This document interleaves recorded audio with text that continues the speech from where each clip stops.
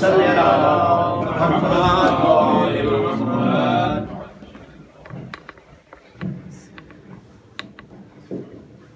برای تاجیل زبر آقای امام زمان به نفر صلوات. اللهم صل على محمد وآل محمد. سورة فاتحة شهداء کربلا اسیران کربلا و خاص کی بزاحت و ہدیہ کی. بسم اللہ الرحمن الرحیم. الحمد لله رب العالمين.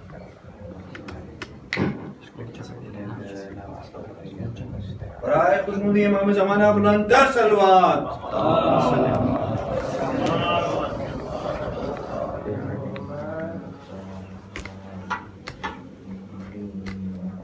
درود پڑھے محمد و آل محمد.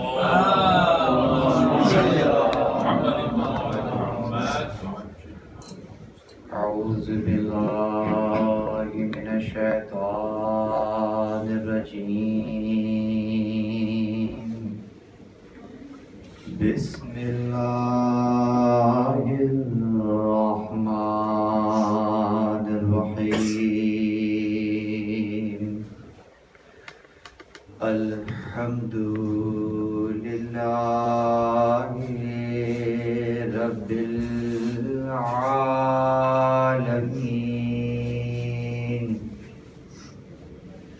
الحمد للہ الذی دلع لسان صداح بنطق التبلج وسرها قطع الليل المظلم بغياهب التلجلج واتقنا صنع الفلك الدبار في مقادير تبرج وشعشع ضياء الشمس بنور التعجج الذي دل على ذاته بذاته وتنزه عن مجانسته مخلوقاته وجل عن ملائمته كيفياته الذي قرب من خطرات الظنون وبعد عن لحظات العيون وعلم بما كان قبل أن يكون. ثم الصلاة والسلام وتحيته والإكرام على رسول ثقلين رحمة للمشرقين والمغربين جد الحسن والحسين سيدنا ومولانا بالقاسم محمد. اللهم صل على محمد وآل محمد وأهل بيته الطيبين الطاهرين المعصومين المظلومين المنتجبين الذين ذهب الله عنهم الرجس وطهرهم تطهيرا. اللهم صل على محمد وآل محمد. لعنة الله على أعدائهم يوم عداوتهم إلى قيام يوم الدين. أما بعد قال الله سبحانه وتعالى في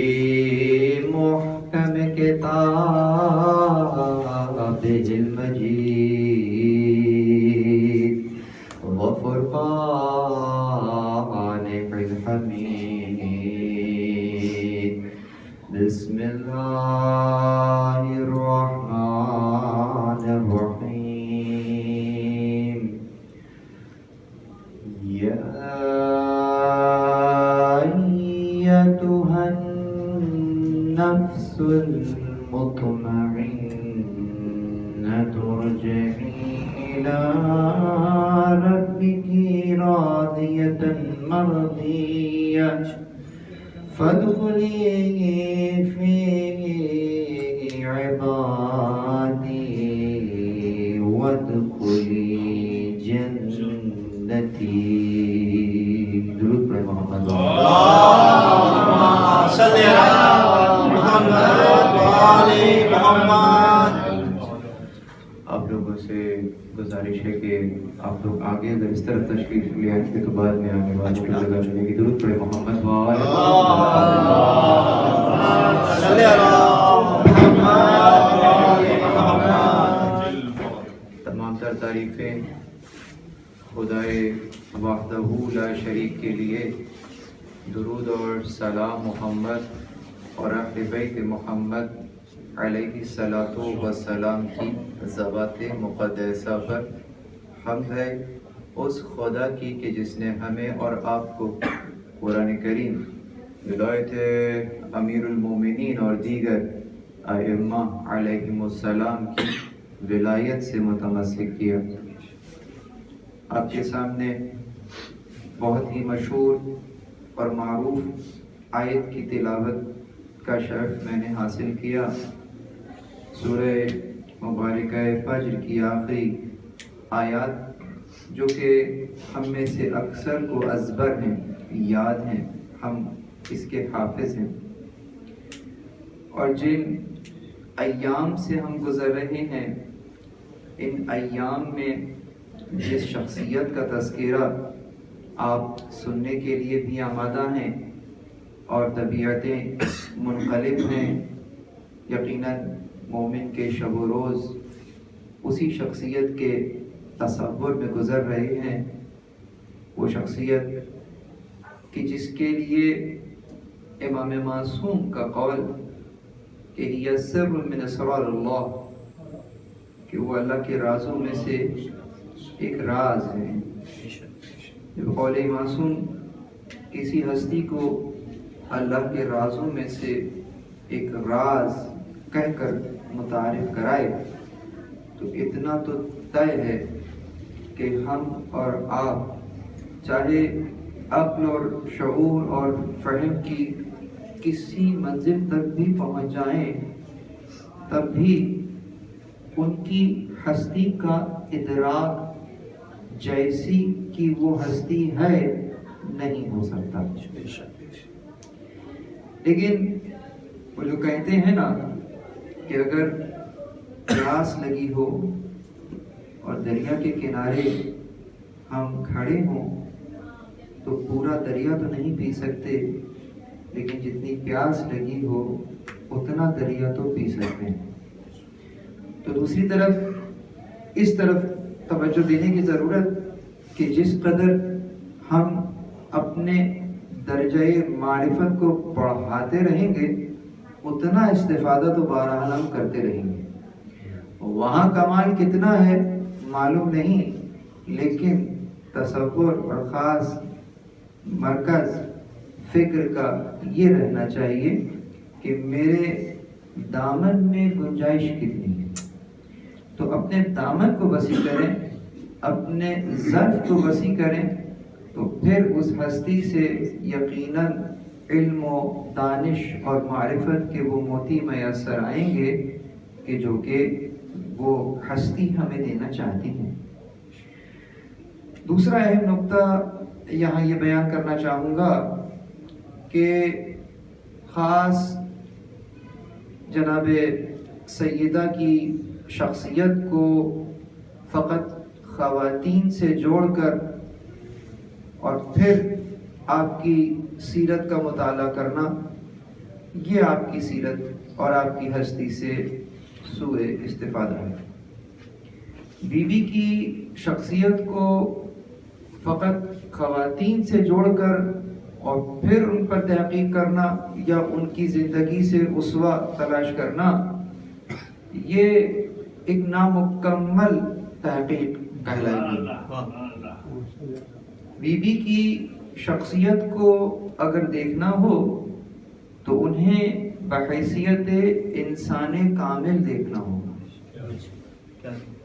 جب آپ کی شخصیت کو بحیثیت انسان کامل دیکھا جائے گا تو جو انسانیت کا کمال ہے، یعنی جہاں پروردگار اپنی مخلوق کو دیکھنا چاہتا ہے، اس مقام تک پہنچنے کے لیے، جو کہ یہ طے ہے کہ آپ اور میں وہاں نہیں پہنچ پائیں گے، لیکن پروردگار نے وہاں تک پہنچنے کی تگ و دو کرنے سے منع بھی تو نہیں کیا ہے۔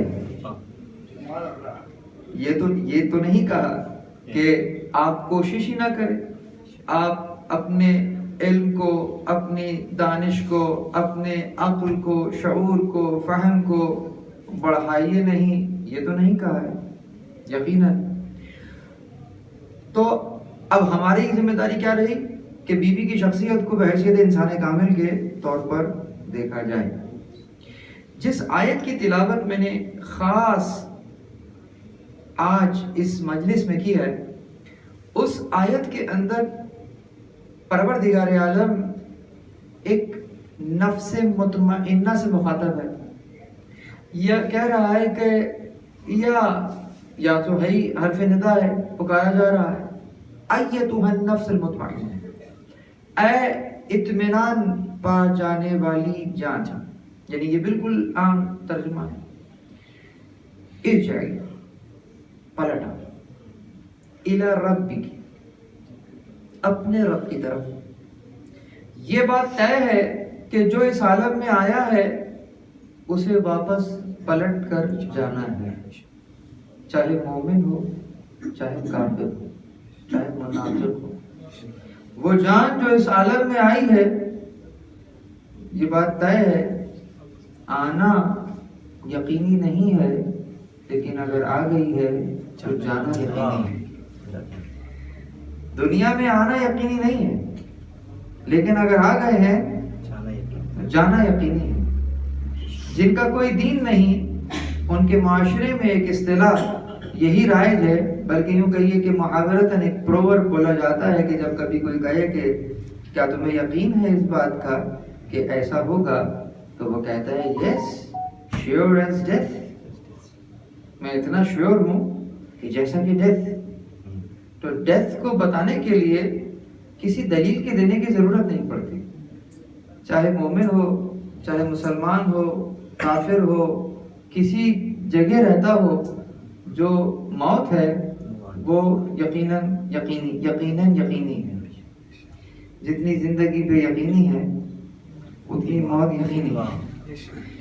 تو اپنے رب کی طرف لوٹا، تو لوٹنا تو سب کے مقدر میں ہے، لیکن جو اصل مسئلہ ہے وہ یہ ہے کہ کس کیفیت میں لوٹا جا رہا ہے۔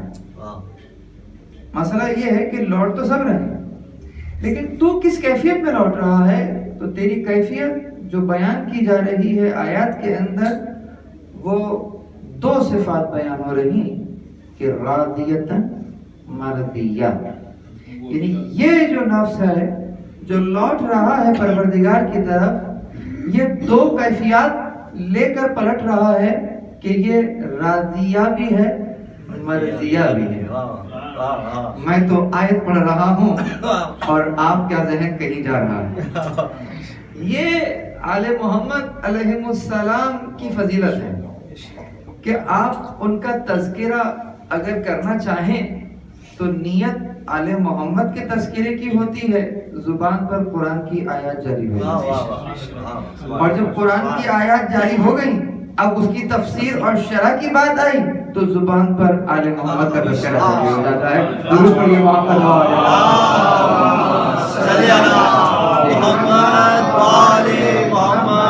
یہ اتنا ساتھ ساتھ تذکرہ ہے کہ ہم فرق نہیں کر پاتے کہ کب بات آل محمد سے قرآن کی طرف چلی گئی اور کب قرآن سے آل محمد کی طرف چلی گئی۔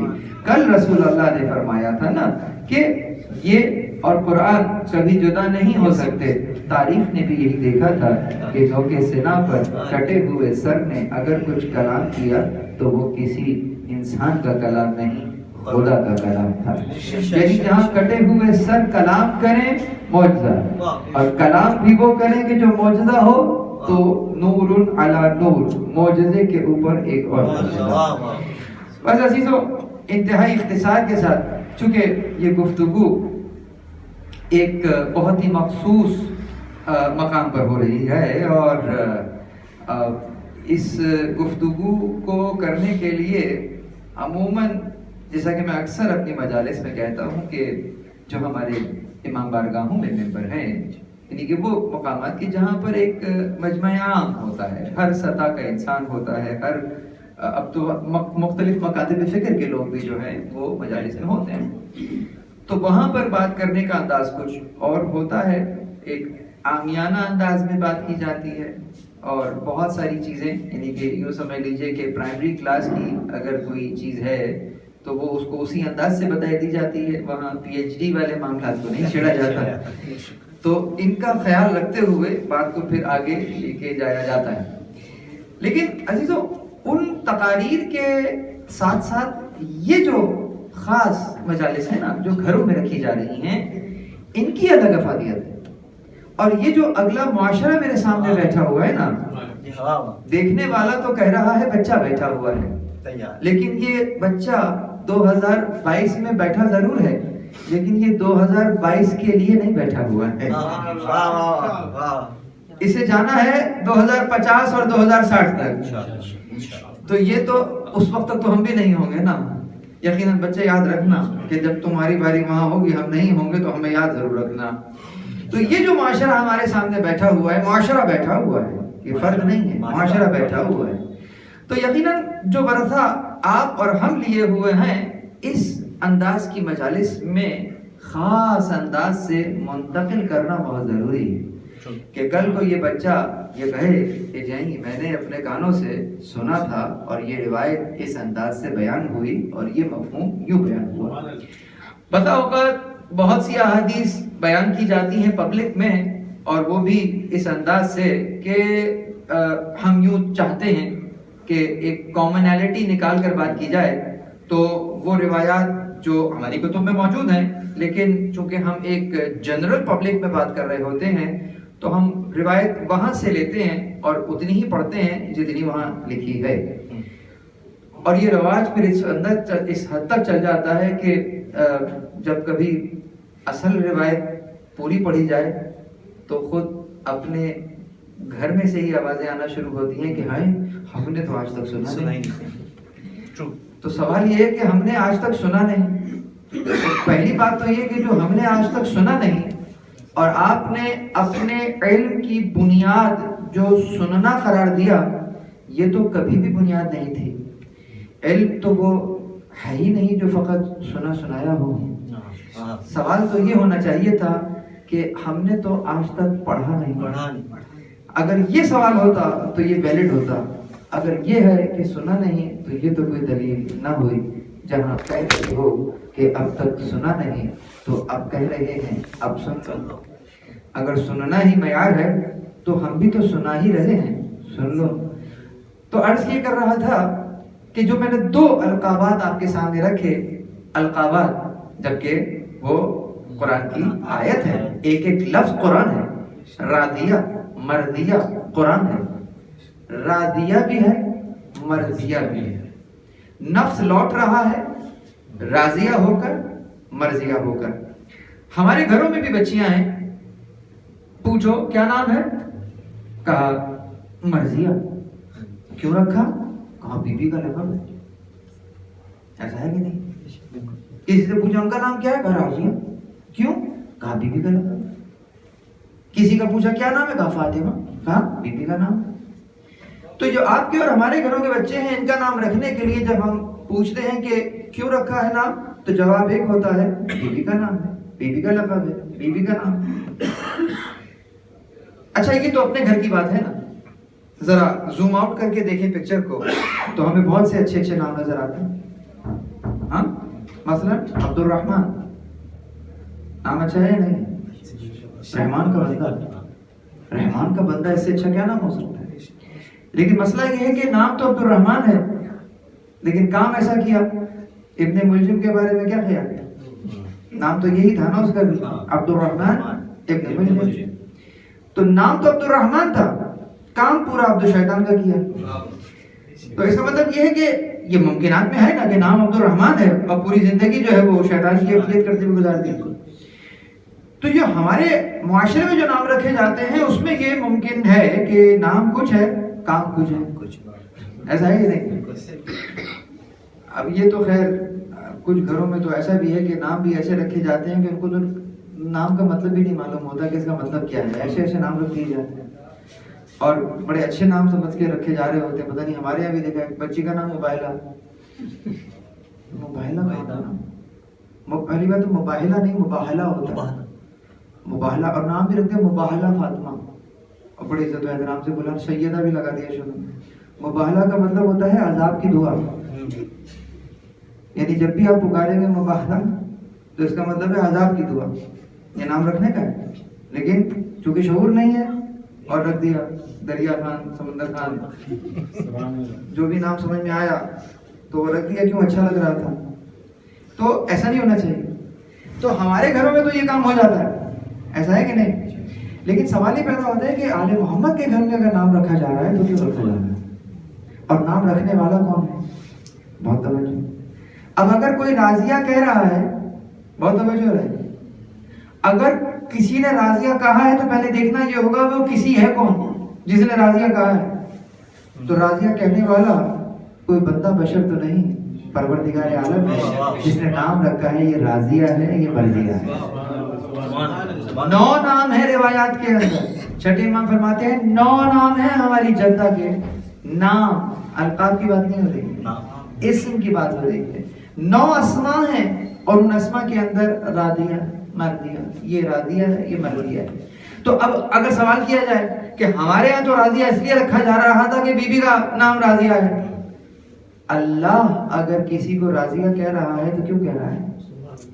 یہ ہے سوال. اور اس کا جواب کیا ہے؟ جواب یہ ہے کہ اللہ اگر راضیہ کہہ رہا ہے تو ہم اور آپ جب کسی کی نسبت کوئی نام تجویز کرتے ہیں تو ہمارے ذہن میں کوئی نسبت ٹھہرتی ہے کہ فلاں نسبت کی وجہ سے ہم اس کو یہ کہہ رہے ہیں. لیکن اور اس شخص کو بھی ظاہراً دیکھ رہے ہوتے ہیں، اس شخص کے باطن پر ہماری نظر نہیں ہوتی.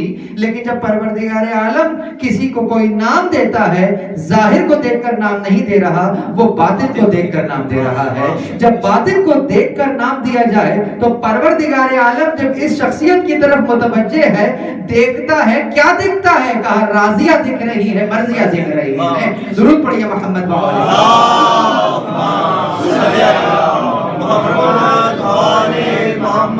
راضیہ بھی ہیں مرضیہ بھی ہیں. اللہ اکبر. راضیہ یعنی کہ کیا، مرضیہ یعنی کہ کیا. اللہ اکبر. راضی ہونا اور ہے، مرضیہ ہونا اور ہے. اللہ کی رضا میں راضی ہو جانا راضیہ ہے، ایسا ہے. اور چونکہ یہ راضیہ ہے اسی لیے مرضیہ ہے. گویا مرضیہ ہونے سے پہلے راضیہ ہونا ضروری ہے. یعنی پروردگار عالم نے جو نعمتیں اسے دی یہ ان نعمتوں پر راضی ہے. راضی برضا. اب سمجھ میں آیا؟ اب اگر پوری شخصیت پوری زندگی راضیاں اس انداز سے گزر گئی کہ راضی برضا ہے تو ایسی ہی شخصیت حقدار ہے کہ پروردگار بھی اس سے راضی ہے. چونکہ میری بندی ہے، کیونکہ میری اس انداز سے عبودیت کر رہی ہے، اس انداز سے بندگی کر رہی ہے جیسا پروردگار دیکھنا چاہتا ہے، تو پروردگار بھی اس سے راضی ہے. اور چونکہ پروردگار راضی ہے اس کا مطلب یہ ہے کہ انہوں نے خود کو اس مقام پر پہنچا دیا ہے کہ جسے آپ زکیہ بھی کہتے ہیں. زکا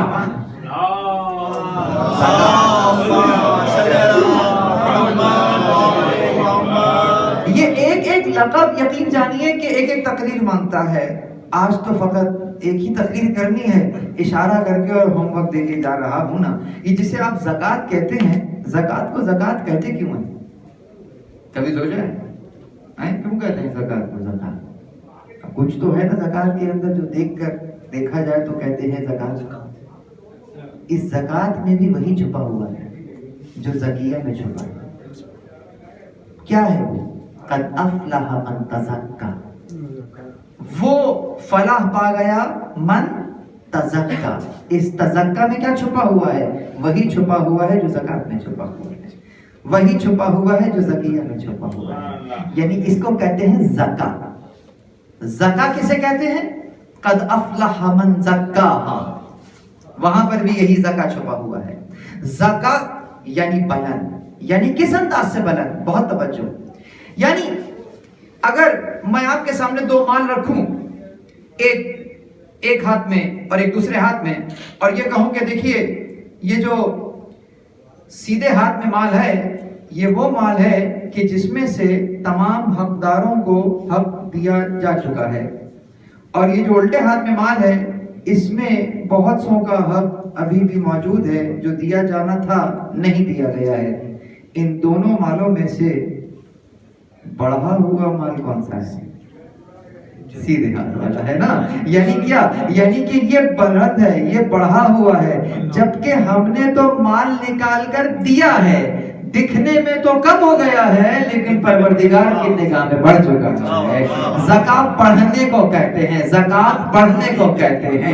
یعنی کہ تم نے اپنے مال میں سے اگر کسی کا حق نکال دیا ہے، پروردگار کی نظر میں یہ مال محترم ہو گیا ہے. جو مال پروردگار کی نظر میں محترم ہو گیا ہے، بتاؤ وہ کس قدر بلند ہو چکا ہے. درود پڑھیں محمد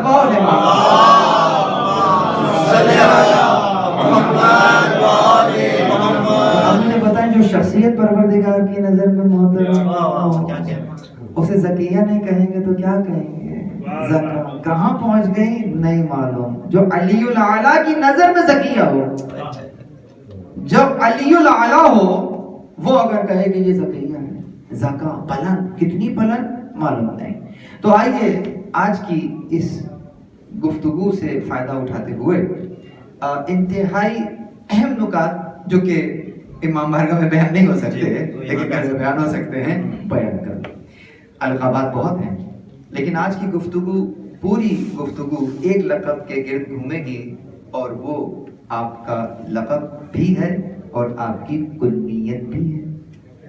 اس کو کنیت کے طور پہ بھی کہا گیا ہے جس طریقے سے عربوں میں رائج ہے. اگر رائج انداز میں دیکھا جائے تو کنیت کے معنی میں بھی آتی ہے اور لقب کے عنوان سے بھی آتی ہے. وہ کوئی اور نہیں، وہ ہے ام ابیہا. ام ابیہا یعنی کہ کیا؟ آج تک محدثین قاصر ہیں لکھنے سے کہ آخر اس لقب یا کنیت سے اس کی خدمت کرتی ہے.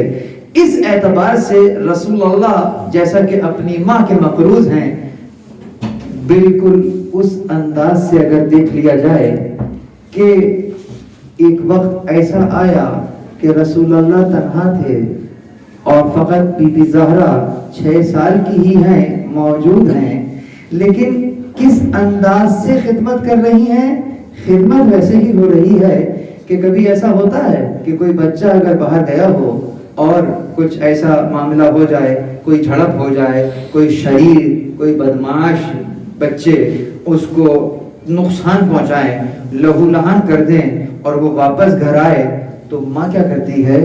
ماں اپنے بچے کی پیشانی کو صاف کرتی ہے، خون کو صاف کرتی ہے اور اس کی مرہم پٹی کرتی ہے.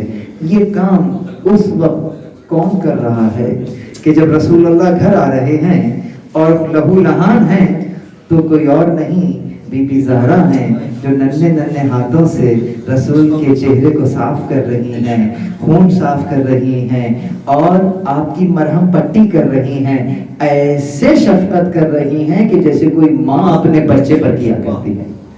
تو اس اعتبار سے اگر دیکھا جائے تو آپ کو یہ لقب اس انداز سے ام ابیہا کہا گیا. دوسرا انداز اس وقت اپنایا گیا جس کو ہم کہتے ہیں ام. عربی میں جڑ کو کہتے ہیں، یعنی کہ جڑ، یعنی کہ روٹس۔ اب اس اعتبار سے اگر دیکھا جائے تو اب ترجمہ کیا ہوگا؟ یعنی کہ اپنے باپ کی روٹس، یعنی کہ کیا؟ جڑ۔ اللہ اکبر، گھبرائیے گا نہیں، میں نے کہا تھا نا کہ ہم تو بند کمرے میں گفتگو کر رہے ہیں نا۔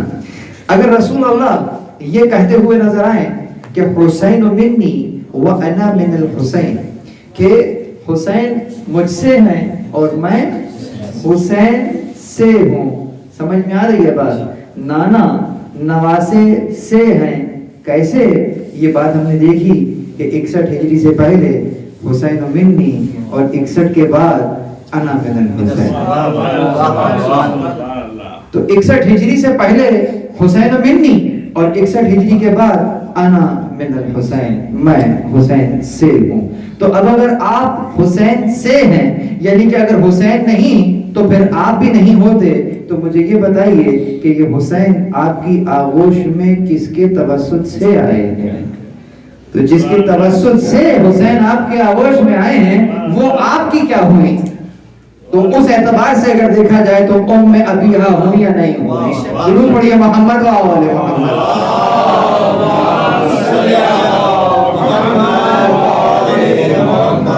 ایک توجہ یہ کی گئی کہ جس طریقے سے رسول اللہ نے ازواج کے لیے جو لقب پروردگار نے بھی دیا اور اس انداز سے دہرایا بھی گیا کہ جسے آپ ام المؤمنین کہتے ہیں، تو جہاں ازواج کو یہ بہت بڑا مقام حاصل ہوا کہ وہ ام المؤمنین کہلائیں، تو کہیں یہ ذہن میں خیال نہ آ جائے کہ اس ٹائٹل کے بعد آپ کی سبقت زہرا پر بھی ہو چکی ہے، اس لیے کہ آپ تو مومنین کی ماں ہے نا، یہ اپنے باپ کی ماں ہے۔ درود پڑھیں محمد و آل محمد۔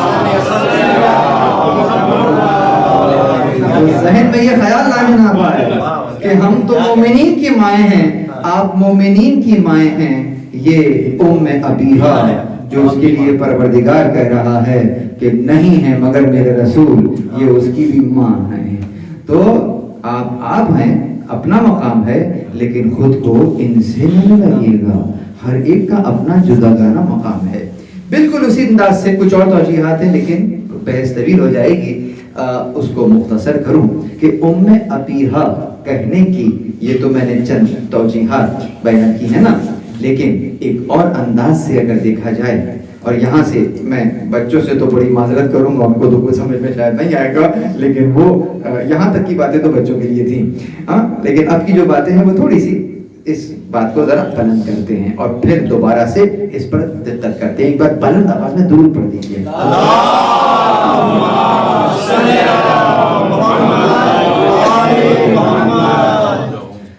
اگر ہم اس ایک لقب کو، جس کو ہم نے لقب بھی کہا کنیت بھی کہا، اگر دیکھا جائے ترکیب کے اعتبار سے تو کنیت بنتی ہے، جس طرح سے ابو کر کے کہا جاتا ہے، کر کے بھی اسی انداز سے کہا جاتا ہے۔ تو اس میں ایک شے ہمیں اور نظر آتی ہے۔ ابھی دیکھیے میرے جو ٹو ڈو لسٹ میں ہے وہ تو مجھے کچھ بیان کرنا ہے، لیکن ایک بات میری ٹو ڈو لسٹ میں ہے نہیں اور وہ آ رہی ہے تو غالباً ابھی کے لیے آ رہی ہے تو بیان کر دیتا ہوں، اور یہ بھی کہتا ہوں سنا نہیں ایسے پہلے آپ نے، جی لکھ کر لیجیے، بہت توجہ رہے، بہت توجہ رہے۔ ابھی کہا ام کسے کہتے ہیں، ابو کسے کہتے ہیں؟ مرد کو ابو کہیں گے اور عورت کو ام کہیں گے، ایسا ہوتا ہے نہیں ہوتا؟ عرب میں ایک رواج یہ بھی تھا اور ابھی بھی ہے کہ جب کسی شخص میں کوئی صفت اپنے کمال پر ہو، اس کی نسبت میں اگر کوئی صفت اپنے کمال پر ہے تو اس کو اس صفت کے اعتبار سے اس کا ابو کہا جاتا ہے، چاہے وہ اچھے معنی میں ہو یا برے معنی میں، یہ بحث نہیں ہے۔ لیکن ابو کب کہا جائے گا؟ مثلا ایک شخص ہے جو کہ حریت پسند ہے اور اتنا حریت پسند ہے، اتنا حریت پسند ہے کہ اس جیسا اور کوئی ہمیں نظر نہیں آ رہا، تو اس کا لقب ہی پڑ جائے گا ابو الاحرار۔ سید الشہداء کا لقب ہے السلام علیکم یا ابا الاحرار کہہ کے وہ یا کی بات ابا ہو جاتا ہے، لیکن اصلاً تو ابو ہے نا، اور یہ بھی بیان کرنا پڑتا ہے جو مدینہ العلم میں بیٹھے ہیں ان کو بیان کرنا پڑتا ہے کہ ابو اور ابا میں فرق کیا ہوتا ہے. ابا عبداللہ ہوتا ہے یا ابو عبداللہ ہوتا ہے؟ بھائی یار نارملی لکھیں تو ابو عبداللہ ہوتا ہے، لیکن جب یا کر کے لکھتے ہیں تو ابا عبداللہ ہوتا ہے. ٹھیک ہے، تو کیا کہہ رہا تھا کہ جس میں صفت کمال پر ہو. اب اگر کوئی اللہ کا بندہ ہو، ایسی بندگی کرے کہ اس جیسی کوئی بندگی نہ کر رہا ہو، تو اس کو عبداللہ کہیں گے یا نہیں کہیں گے؟ تو عبداللہ تو ہے کہ اللہ کی بندگی کر رہا ہے، لیکن ایسی کر رہا ہے کہ اور کوئی نہیں کر رہا، تو یہ عبداللہ نہیں، ابو عبداللہ، یعنی اللہ کے بندے کا باپ ہے. اللہ کا بندہ نہیں، اللہ کے بندے کا بھی باپ ہے، اس لیے کہ ایک گھرانہ وہ گھرانہ ہے کہ اگر گود میں 6 مہینے کا ہے تو یہ بھی عبداللہ ہے. جہاں 6 مہینے کا بھی اللہ کا بندہ ہو، جہاں کا اصغر اللہ کا بندہ ہو، وہاں کا اکبر کیا ہوگا؟ درود پڑھیے محمد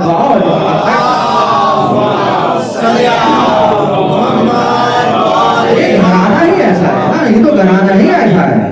تو بہرحال تو کیا کہہ رہا تھا کہ جو صفت اپنے کمال پر بہت شدید ہو.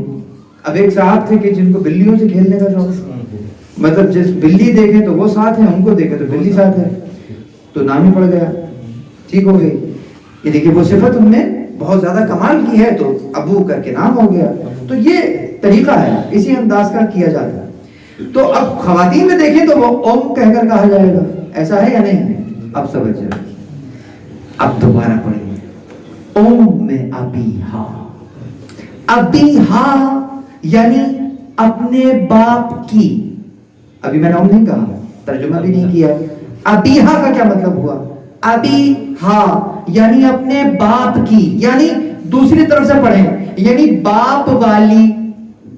ٹھیک ہو گئی بات؟ اچھا باپ والی تو بہت سی ہوں گی، یقیناً جو اس دنیا میں آیا ہے باپ کی وجہ سے ہی آیا ہے نا، تو یہ تو ایک عام بات ہے. بھئی باپ والی تو سب ہیں، ارے ہوں گی، سب باپ والی ہوں گی، لیکن جیسا باپ اس کا ہے کائنات میں کسی کا باپ نہیں ہے. اس اعتبار سے اوم ابیہا. درود پڑھیے محمد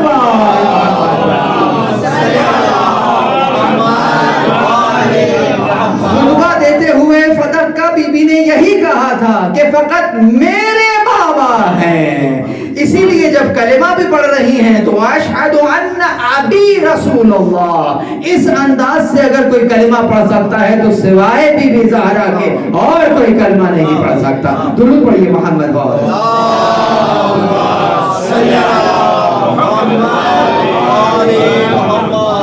تو یہاں تک اگر میرے ساتھ آ گئے ہیں تو اب اصل میں مشکل مسئلہ شروع کرنے جا رہا ہوں کہ 3 اور علتیں بیان ہوئی ہیں علماء نے جو کی اپنے تئیں روایات کو دیکھتے ہوئے. یہ نہیں کہ خود ہی تصور کر لیا، نہیں، روایات کو دیکھتے ہوئے ہر علت کے پیچھے یا آیت ہے یا روایت ہے.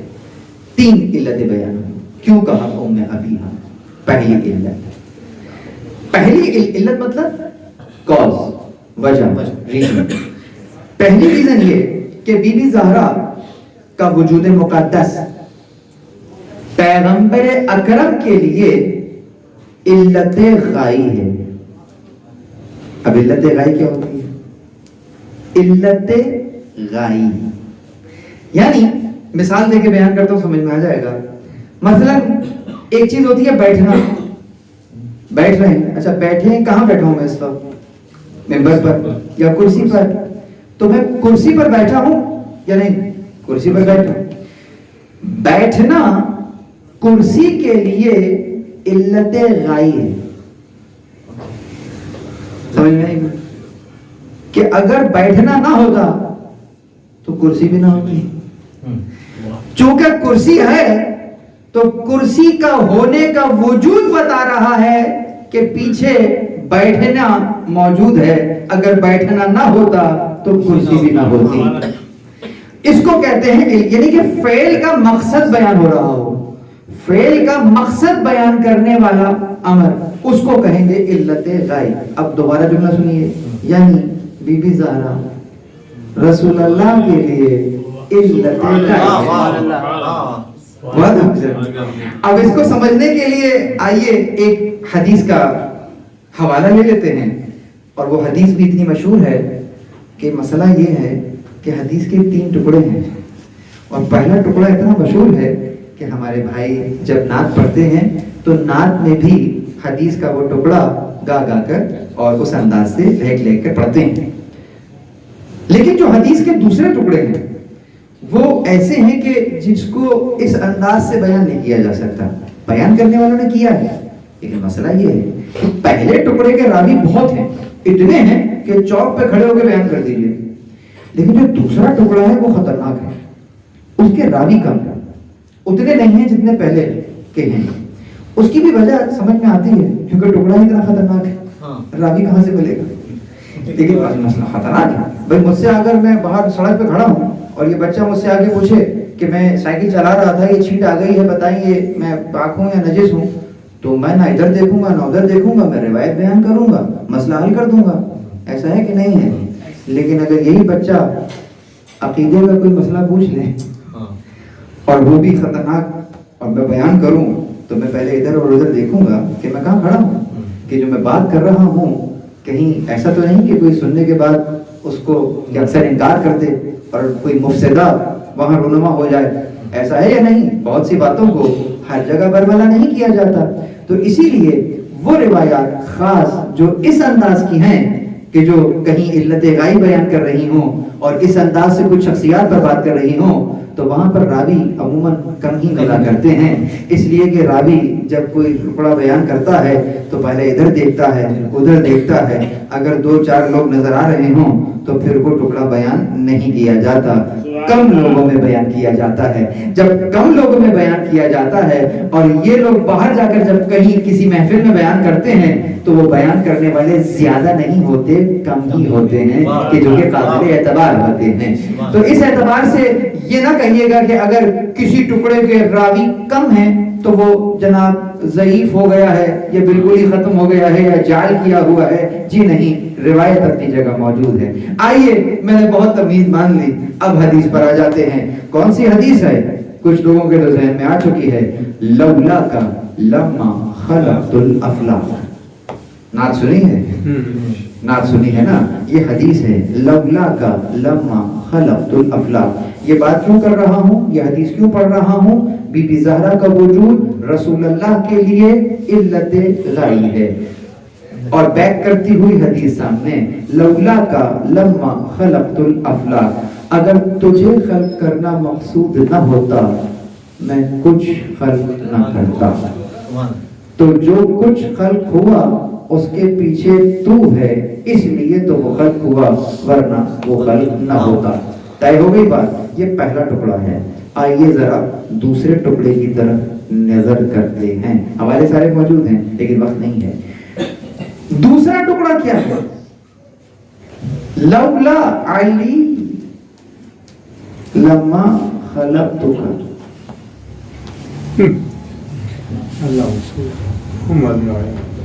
کیا سمجھے؟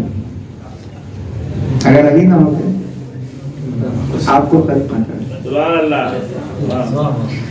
اب اتنی خاموشی ہو گئی اسی جملے میں، تو اگلا جملہ بہت خطرناک ہے۔ پہلا جملہ کیا تھا؟ لولا کا لما خلقت الافلاک، اگر آپ کو خلق کرنا مقصد نہ ہوتا کچھ خلق نہ کرتا۔ دوسرا جملہ لولا علی لما خلقتک، علی نہ ہوتے آپ کو خلق نہ کرتا۔ اور تیسرا جملہ لولا فاطمہ لما خلقتکما، اگر فاطمہ نہ ہوتی آپ دونوں کو خلق نہ کرتے۔ کہاں چلے گی بی بی زہرا؟ اس لیے سیدہ بلند ترین سلام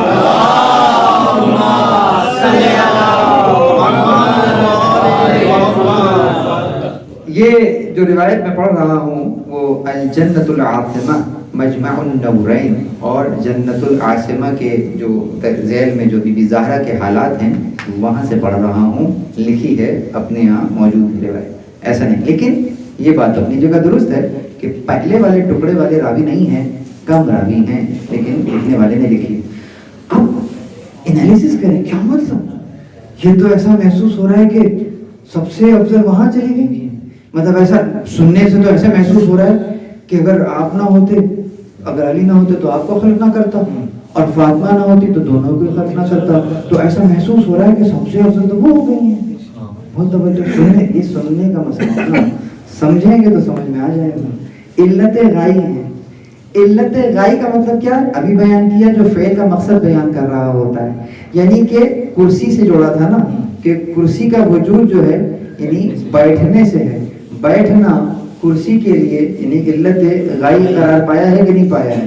اب اس مثال کو ذہن میں رکھ کے اس طرف آئیے، پروردگار عالم نے آپ کو اور ہمیں خلق ہی کیوں کیا ہے؟ قرآن کیا کہتا ہے؟ وَمَا خَلَقْتُ الْجِنَّ وَالْإِنسَ إِلَّا لِيَعْبُدُونِ، نہیں خلق کیا ہے ہم نے آپ کو، جنوں کو اور انسانوں کو، مگر یہ کہ میری بندگی اختیار کریں۔ گویا ہماری اور آپ کی خلقت کی بندگی، خلقت کا جو مقصد ہے وہ بندگی اختیار کرنا آیا ہے یا نہیں؟ اچھا، اب بندگی کیسے اختیار کی جائے گی؟ معرفت ہوگی تو بندگی ہوگی نا، جب معرفت ہی نہیں ہوگی تو بندگی کہاں سے ہوگی؟ یعنی پروردگار کی معرفت کیسے ہوگی؟ اب ہدایت ہوگی تو پھر معرفت ہوگی نا، ہدایت کیسے ہوگی؟ تو ہدایت کے لیے کیا کرنا ہے؟ ہدایت کے لیے انتظام کس نے کرنا ہے؟ پروردگار نے انتظام کرنا ہے۔ جب پروردگار نے ہدایت کے لیے انتظام کرنا ہے تو اول مخلوق کی جو علت قرار پائی وہ یہی تو قرار پائی تھی، کیا کہہ رہا تھا کہ کنت کنز المخفیہ فاحببت ان اعرف فقلبتک یا محمد، میں چھپا ہوا خزانہ تھا، چاہا پہچانا جاؤں تو تجھے خلق کیا۔ تو یہ پہچان ہی تو خلقت کی وجہ قرار پا رہی ہے، یعنی معرفت ہی تو خلقت کی وجہ قرار پا رہی ہے۔ یہ معرفت آپ کو اور ہم تک کیسے ملے گی؟ یقیناً اس کا انتظام کیسے کیا ہے؟ یقیناً رسول اللہ کو خلق کیا ہے، رسول اللہ کو بھیجا ہے، خاص کس کے ساتھ؟ اکیلا تو نہ بھیجا، خالی ہاتھ تو نہ بھیجا۔ هو الذی ارسل رسولہ بالہدی ودین الحق لیظہرہ علی الدین کلہ، اس نے رسول کو بھیجا ہے ہدایت اور سچے دین کے ساتھ تاکہ تمام ادیان پر غالب کر دے۔ دیکھ رہے ہیں کیسے بات آگے چلتی جا رہی ہے کہ تمام ادیان پر غالب کر دے۔ رسول اللہ کو اس لیے بھیجا ہے، رسول اللہ کو یہاں بھیجا، اور رسول اللہ کی ان تعلیمات کو، خاص رسول اللہ کے دین کو محفوظ کرنے کے لیے کس کو قرار دیا؟ یقیناً آپ کو پاک و پاکیزہ ذریت عطا ہوئی، اور اس ذریت کے اندر پروردگار نے خیر کثیر کو رکھ دیا ہے۔ یہی اِنَّا أَعْطَيْنَاكَ الْكَوْثَرَ میں کہا تھا، ہم نے آپ کو پاک و پاکیزہ ذریت دی ہے جس میں ہم نے خیر کثیر کو رکھا ہے۔ بس اب مجھے بتائیے، یہ جو پاک و پاکیزہ ذریت آپ کو مل رہی ہے جس میں خیر کثیر کو رکھا جا رہا ہے، کس لیے رکھا جا رہا ہے؟ تاکہ یہ پیغام جو ہم نے آپ کے ذریعے بھیجا ہے 11 ہجری میں ختم نہ ہو جائے، قیامت تک جاری و ساری رہے۔ یقیناً اس کام کے لیے کس کو محافظ بنایا ہے؟ آپ کی اسی پاک و پاکیزہ عطرت کو، یعنی قرآن کو اکیلا نہیں چھوڑا ہے، اہل بیت کے ساتھ چھوڑا ہے۔ اب مجھے بتاؤ، یہ عطرت جو آپ کو عطا ہو رہی ہے کس کے طفیل اور کس کی آغوش میں عطا کی جا رہی ہے؟ یقیناً جس کے سبب آپ کو یہ مل رہا ہے۔ اب اس انداز سے دیکھیں گے تو اگر بی بی زہرا کا وجود ہی ہمیں اس لیے سمجھ میں آئے گا کہ چونکہ پروردگار نے ہدایت کا انتظام تا قیام قیامت کرنا تھا، تو ہم نے بی بی زہرا سلام اللہ علیہا درود پڑھ محمد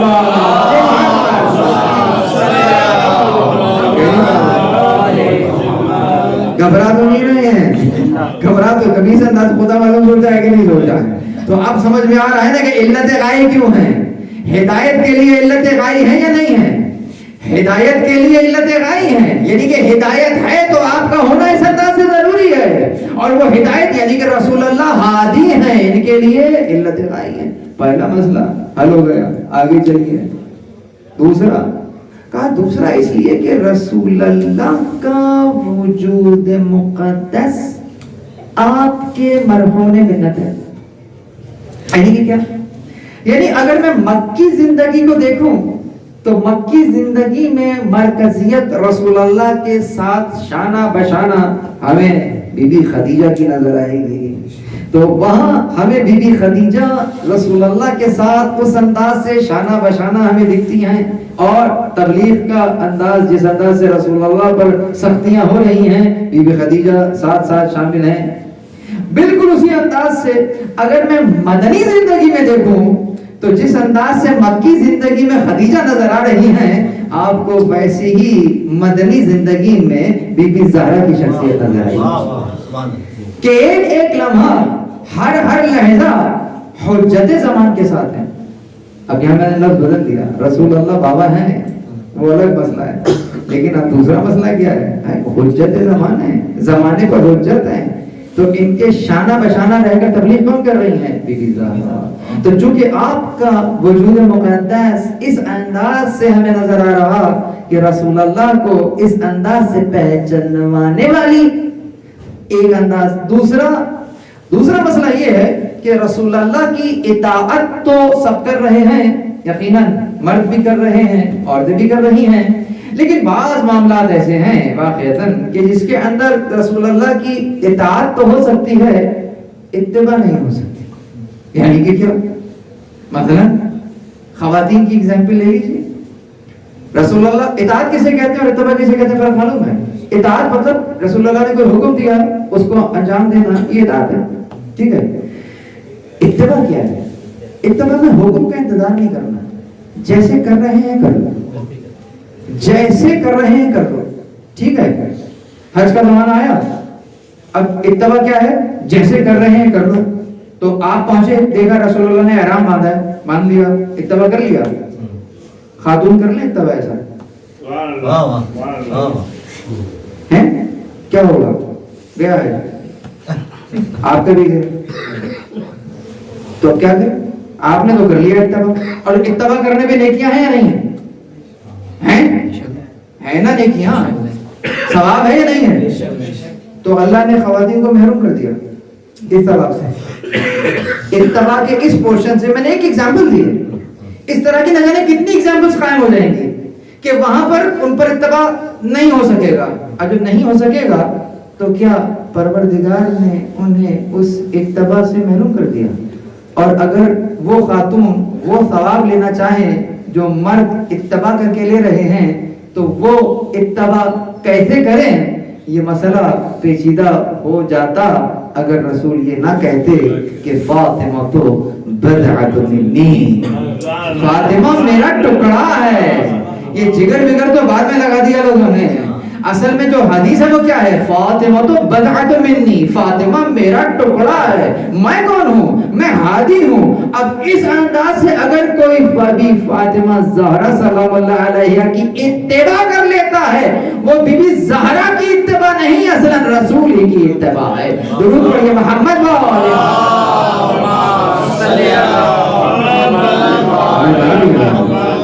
اب اگر دیکھیں اس انداز سے تو سمجھ میں آتا ہے کہ مولا علی بھی تو تشریف لاتے تھے نا، لیکن رسول اللہ تو کھڑے نہیں ہوتے تھے ان کے طرح، لیکن ابھی بھی زہرا آتی تھی تو جیسا کہ کتابوں میں لکھا کہ آپ کھڑے ہو جایا کرتے تھے۔ لیکن یہ بات بھی اردو میں سنی ہے، اگر عربی میں سنیں گے تو سمجھ میں آئے گا کہ بات فقط کھڑے ہونے کی نہیں تھی، بات فقط کھڑے ہونے کی نہیں تھی۔ کیوں؟ اس لیے کہ جب اس انداز سے بیان کیا گیا کہ جب کبھی بھی آپ آتی اس محفل میں جہاں رسول اللہ تشریف فرما ہوتے، اذا كانت دخل الى ابوها قام الیہا، نہ کہ قام لہا۔ بزرگوں کو تو سبق سنا رہا ہوں، جوانوں سے خطاب کر رہا ہوں، سمجھیے گا۔ ایک لفظ ہے قام لہا اور ایک لفظ ہے قام الیہا، فرق ہے۔ لہا کا مطلب یہ ہے کہ ان کے لیے کھڑے ہو گئے، کہ میں یہاں بیٹھا ہوں، کوئی وہاں آئے تو میں ان کے احترام میں یہیں کھڑا ہو جاؤں، یہ قام لہا ہے۔ کہاں لکھا ہے قام لہا؟ لہا کی بات نہیں ہو رہی، الیہا کی بات ہو رہی۔ یعنی کہ جب کبھی جس محفل میں ہوتے اور بی بی داخل ہوتی تو رسول اللہ قام الیہا، یعنی نہ فقط یہ کہ کھڑے ہوتے بلکہ چل کر ان کی طرف چلے جاتے اور پھر ان کو اپنے ساتھ لا کر برابر میں نہیں اپنی جگہ پر بٹھا دیتے۔ اب سمجھ میں آیا فاطمہ تو بضعۃ منی۔ کہ جو کہ میری شریک کار ہے، اس انداز سے عزیزوں، تو اس انداز سے پھر کہہ سکتے ہیں کہ چونکہ آپ کی شخصیت ان کے ذریعے سے جا رہی ہے، ام ابیہا قرار پائیں. درود پڑھیں محمد والے محمد.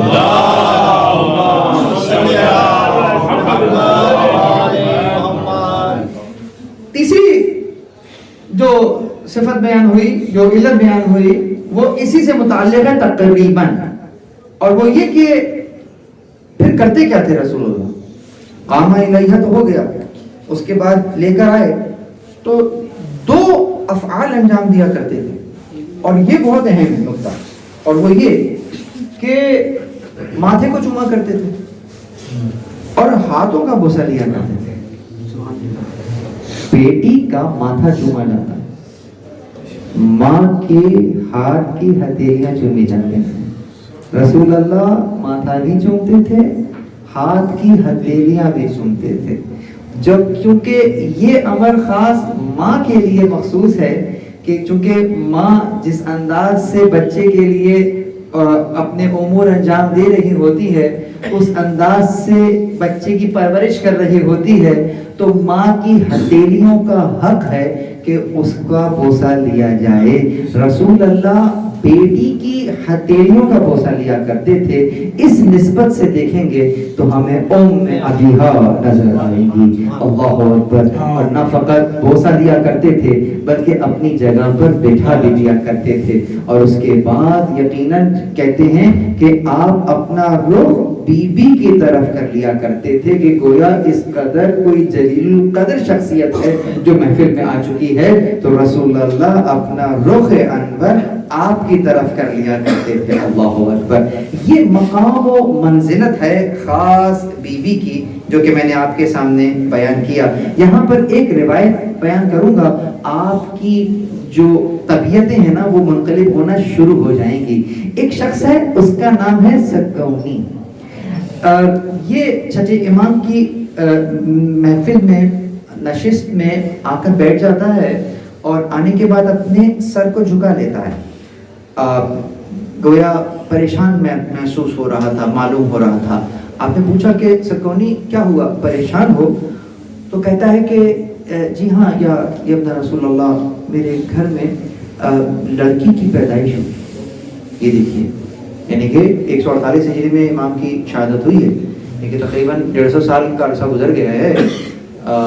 ابھی بھی یہ فکر کہیں نہ کہیں گوشے میں موجود ہے. پریشان ہو رہا ہے، کیوں؟ بیٹی کی پیدائش ہوئی. تو آپ نے کیا جملہ کہا سکونی کیوں پریشان ہوتے ہو؟ اللہ نے اس کے رزق کا وعدہ کیا ہے، زمین میں اس کا بوجھ اٹھانا ہے، تو پھر تمہیں پریشان ہونے کی کیا بات ہے؟ یہ دیکھیے، رزق کا وعدہ اللہ نے لیا ہے، زمین میں اس کا بوجھ اٹھانا ہے. تم نے بوجھ نہیں اٹھانا، زمین نے اٹھانا ہے، اور رزق اللہ نے دینا ہے، تو تم کیوں پریشان ہو رہے ہو؟ اچھا یہ بتاؤ کیا نام رکھا؟ سکونی نے فوراً کہا فاطمہ نام رکھا ہے. بس یہ آپ نے جیسے ہی سنا نا تو آپ کی طبیعت ذرا منقلب ہوئی. تاریخ کہتی ہے کہ آپ نے اپنے سر کو جھکا لیا اور آنکھوں پہ ہاتھ رکھ کر بیٹھ گئے. کافی دیر تک بیٹھے رہے. اس کے بعد جب آپ نے اپنے رخ انور کو دوبارہ سکونے کی طرف کیا تو آپ کی آنکھیں نم تھیں. آپ نے گریہ کیا تھا. کہا سکونی اب تم نے یہ نام رکھ دیا ہے تو اس نام کے احترام میں تو اس بچی کو کبھی نہیں جھڑکنا، کبھی اس کو برے الفاظ سے یاد نہ کرنا، کبھی اس پر ہاتھ نہ اٹھانا. یہ عزیزوں نام کا احترام ہے. یہ اگر نام کا احترام، فاطمہ کے نام کا احترام یہ ہے، مجھے بتاؤ کہ ذات کا احترام کیا ہوگا. اللہ اکبر. اس ذات کا کیا احترام ہوگا جسے فاطمہ کہا گیا ہے. بی بی زہرا اس انداز سے ام ابیہا ہے. یقیناً جیسی ہستی آپ ہیں، جو کمالات اور فضائل آپ کو حاصل ہیں، یقیناً کسی کو حاصل نہیں ہے. بس عزیزوں مسئلہ یہی ہے کہ ایسی احترام والی شخصیت کہ روایت بتلاتی ہے کہ جب آیت تطہیر کا نزول ہوا ہے تو رسول اللہ 6 مہینے تک بی بی زہرا کے دروازے پر آتے تھے اور انما یرید اللہ لیذھب عنکم الرجس اہل البیت پوری آیت کی تلاوت کرتے تھے. اللہ اکبر. کیا بتلانا چاہ رہے ہیں رسول اللہ؟ اے مسلمانوں، اس دروازے کو پہچان لو، اس گھر کو پہچان لو۔ جب سورہ نور نازل ہوا اور اس میں وہ آیت نازل ہوئی کہ وہ گھر ہے کہ جس میں اللہ کے ذکر کو بلند کیا جاتا ہے، تو رسول اللہ نے جب یہ آیت پڑھی، بیان کیا، تو اس نے ایک شخص نے کھڑے ہو کر کہا کہ یا رسول اللہ یہ کون سے گھر ہیں؟ آپ نے فرمایا یہ انبیاء کے گھر ہیں۔ اس میں اسی محفل میں حضرت ابو بکر بھی بیٹھے ہوئے تھے، آپ کھڑے ہوئے، کہا کہ یا رسول اللہ، اشارہ کر کے کہتے ہیں بی بی زہرا کے گھر کی طرف، یا رسول اللہ کیا یہ گھر بھی انہی گھروں میں ہے؟ تو جواب میں کہتے ہیں کہ جی ہاں، یہ گھر بھی بلکہ ان تمام گھروں سے افضل، یعنی انبیاء کے گھروں سے افضل گھر قرار پا رہا کس کا؟ بی بی زہرا سلام اللہ علیہا کا۔ یہ وہ گھر تھا جہاں فرشتہ بھی بغیر اجازت داخل نہیں ہو رہا تھا۔ یہی کہا تھا نا رسول اللہ نے کہ اے بیٹی، یہ جو دستک دے رہا ہے نا، اس کو آ لینے دے، اس کو اجازت دے دے۔ یہ کسی کے گھر پہ دستک دیتا نہیں ہے، یہ کسی سے پوچھتا نہیں ہے۔ تیرے گھر کی فضیلت یہ ہے کہ یہ تیری اجازت کے بغیر آ نہیں رہا ہے۔ بس عزیزوں، دکھ اسی بات کا ہے، غم اسی بات کا ہے کہ وہ گھر کہ جس گھر میں بغیر اجازت فرشتہ داخل نہیں ہو رہا ہے، اس گھر میں ایک نہیں، دو نہیں، کئی لوگ داخل ہو گئے اور آئے ہیں، خالی ہاتھ نہیں آئے ہیں، آگ لے کر آئے ہیں۔ وہ فاطمہ کہ جو آئی ہی آگ سے کاٹنے کے لیے ہیں، جو آگ سے الگ کرنے کے لیے آئی ہیں، ارے ان کا حق یہ تھا کہ ان کی ہستی کو ایسے سمجھ لیا جاتا کہ تم خود اپنے آپ کو آگ سے جدا کر لیتے ان کی شخصیت کے طفیل، لیکن تمہاری قسمت پر کس انداز سے کیا کہا جائے کہ اسی کے دروازے پر تم آگ لے کر آئے ہو۔ آیت اللہ اصفہانی کمپانی کا ایک مرثیہ ہے، پورا مرثیہ تو مجھے یاد بھی نہیں ہے، چند اشعار اس کے یاد ہیں۔ ان چند اشعار میں سے ایک شعر فقط بیان کروں گا اور آپ ذرا چشم تصور میں، یہ جو جملے میں کہہ رہا ہوں یہ سننے والے نہیں ہیں، محسوس کرنے والے ہیں۔ آپ فرماتے ہیں کہ لست ادری مل قصۃ المسماری سلسل رہا خزینۃ الاسراری۔ کہتے ہیں کہ مجھ سے مت پوچھنا کہ کیل کا قصہ کیا ہے، اس سینے سے پوچھو جو اسرار کا خزینہ ہے۔ یعنی اس انداز سے جب اس دروازے کو جلایا گیا نا عزیزو، دروازہ جل رہا تھا، ایک شاعر نے کیا خوب اس انداز سے کیا قیامت کے جملے اس انداز سے شعر میں بیان کر دیے کہ در پر بھڑکتی آگ کے شعلوں کے شور میں آواز پسلیوں کے چٹکنے کی دب گئی۔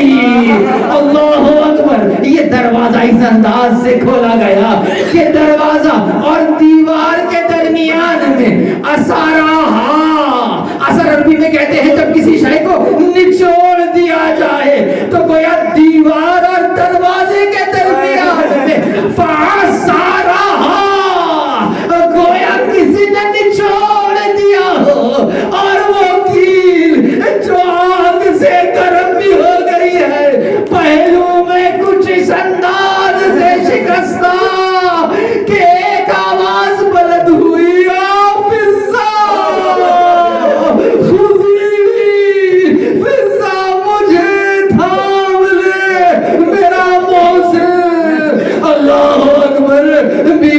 کہتی ہوئی زمین تک آئی اور یہاں سے یہ بدماش گھر میں داخل ہوئے اور مولا کو اس انداز سے کھینچ رہے ہیں، ساتھ لے جانا چاہتے ہیں۔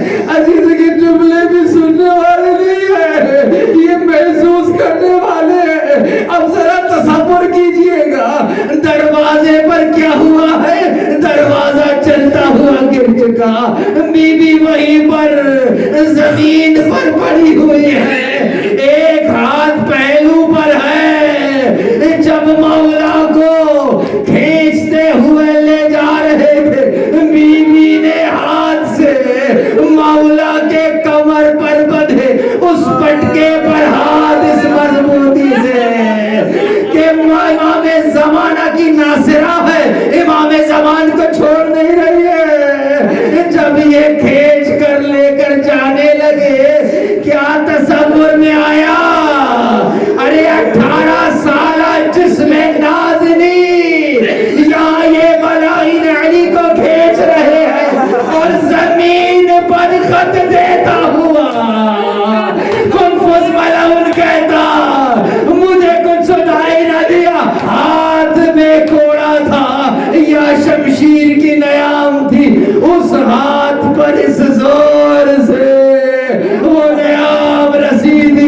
اب بیوی اس ہاتھ سے پھر تسبیح نہ پڑھ سکی.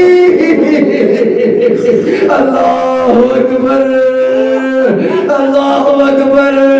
علی کو لے گئے, یہاں سہارا لے کر کھڑی ہوتی ہے, چادر کو ذرا صحیح کیا. ایک روایت ہے سہارے کے لیے عورتوں کو لیا, اور دوسری روایت اسی انداز میں لڑکھڑاتے ہوئے خلو خلو ابوالحسن, ابوالحسن کو چھوڑ دو, ابوالحسن کو چھوڑ دو. بس عزیزو قیامت گزر گئی, قیامت گزر گئی, اور یہ ایام آ گئے جن ایام میں آج موجود ہے. مدینے والوں نے ایک آواز اور سنی تھی, اور وہ یہی تھی کہ جو روضہ رسول میں صبت علی مصائب لو انہا صبت علی الایام سرنا لیالیا.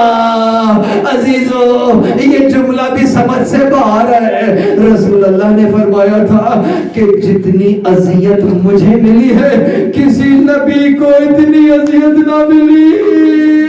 ما اوذی النبی مثل ما اوذیتو, جتنی اذیت مجھے ملی کسی نبی کو اتنی اذیت نہ ملی. میں ہاتھ جوڑ کر کہوں یا رسول اللہ, حضرت یحییٰ کو کس بے دردی سے قتل کیا گیا, حضرت زکریا کو آرے سے چیر دیا گیا, کتنے ہی بنی اسرائیل کے انبیاء ہیں ارے پتھروں سے کچل دیا گیا. آپ کے ساتھ تو ایسا کچھ نہ ہوا. اب سمجھ میں آئے گا, ذرا 11 ہجری آنے میں دو. اب اگر کوئی رسول اللہ کی قبر پر یہ کہے بابا مجھ پر وہ مصیبتیں پڑ گئی, گویا رسول اللہ پر جو مصیبتیں زہرا پر پڑی وہ زہرا پر نہیں رسول اللہ پر تھی. گویا آنے سے چیرنے سے زیادہ, پتھروں سے کچلے جانے سے زیادہ, اس انداز سے. آج بھی بس ایک سوال کروں گا, آپ سے اجازت دوں گا, مجھے بتلائیے, آج بھی دیکھ لیجیے نا, ذرا کربلا چلیے, کربلا میں ان خبروں کو دیکھیے, ذرا سامرا میں ان خبروں کو دیکھیے, اور ذرا کاظمینہ چاہیے, کاظمین میں بھی 2 قبروں کی زیارت کر لیجیے. اور جب یہ زیارتیں کر لینا تو ابرا بقی میں ٹوٹی ہوئی قبروں کو دیکھ لیجیے گا. جب ان ساری قبروں کو دیکھ لینا نا تو ذرا وہ جو ایک غریب الغربا تو اس میں دفن ہے نا, وہ جو اکیلی قبر ہے اس ایک قبر کو بھی دیکھ لینا. جب ساری قبریں دیکھ لینا نا, اب مجھے ایک سوال کا جواب دے دو, یہ بتلاؤ ان سب کی والدہ کون ہے؟ وہی بی بی زہرا. گویا فقط 11 ہجری نہیں, ارے 260 ہجری تک. اور آج تک جب کبھی بھی کسی سید کی ٹارگٹ کلک ہوتی ہے, بتاؤ بی بی زہرا تڑپ جاتی ہوگی نا. صبت علیہ مصائب انا للہ و انا الیہ راجعون. وسيعلم الذين ظلموا اي منقلب ينقلبون. پروردگار جن لوگوں نے ظلم کیا انہیں نہیں معلوم ہو جائے گا کس جگہ لوٹائے جائیں گے. پروردگار امام زمان علیہ السلام کا جلد ظہور فرما, ہمیں ان کے آباد و انشار میں شکرار دے ماتم کو سے.